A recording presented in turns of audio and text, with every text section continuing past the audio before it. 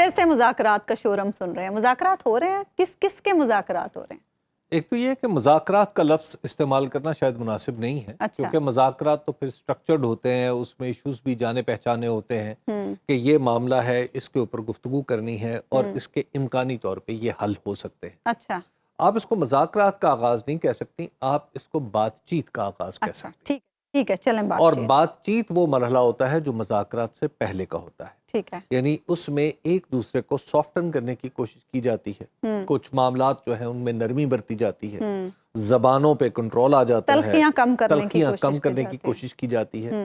تو اور ایک دوسرے کو آپ ایک دوسرے سے ہاتھ ملانے لگتے ہیں, اگر معانقہ نہیں بھی السلام کرتے علیکم وعلیکم تو السلام السلام کرنے علیکم لگتے وعلیکم ہیں. السلام ہونا شروع ہو جاتا ہے. تو دیکھیے ابھی تک تو السلام علیکم اور وعلیکم السلام ہے, ٹھیک ہے. وہاں تک 22 بات اگست کے موجود بعد ہے. جی 22 اگست کو السلام علیکم کا جواب آیا تھا, وعلیکم ہاں. السلام, اور اس کے بعد ابھی خدا حافظ دونوں نے نہیں کہا. نہیں کہا. ٹھیک ہے. اچھا، ایک دوسرے سے ملنے کی چاہ بھی ہے اور ایک دوسرے سے مل کر بات چیت کے ذریعے راستہ آگے کا راستہ نکالنے کی کوشش بھی ہے. تو یس یہ کوششیں جاری. اچھا جی.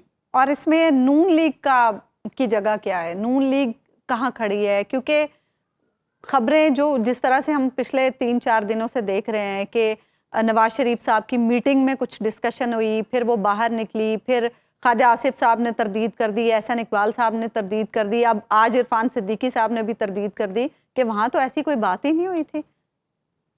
ایک سٹیج ڈرامہ تھا, میں نے دیکھا بڑے طویل عرصے سے. تو وہ ایک کریکٹر دوسرے کریکٹر کو اس کی غربت کا مذاق اڑاتے ہوئے کہتا ہے کہ یہ ہے تو غریب لیکن ایسا عجیب و غریب آدمی ہے کہ جب کوئی دوسرا بوتل پی رہا ہو تو یہ اس سے پوچھتا ہے کہ یہ ٹھنڈی بھی ہوندی ہے کہ انجے گلاں بڑیاں بھی ہیں.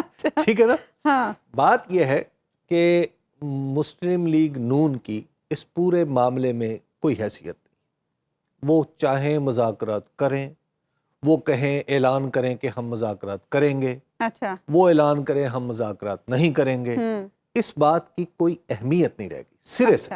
اچھا یہ اتنی ہی یعنی مسلم لیگ نون اور میری درمیان ایک خاص طرح کی مماثلت قائم ہوگی. اس کی وجہ یہ ہے کہ نہ میری کوئی سنتا ہے نہ مسلم لیگ نون کی کوئی سنتا ہے. آپ کی تو خیر بہت لوگ سنتے ہیں ابھی صاحب, یہ تو آپ کثر نفسی سے کام لے رہے ہیں.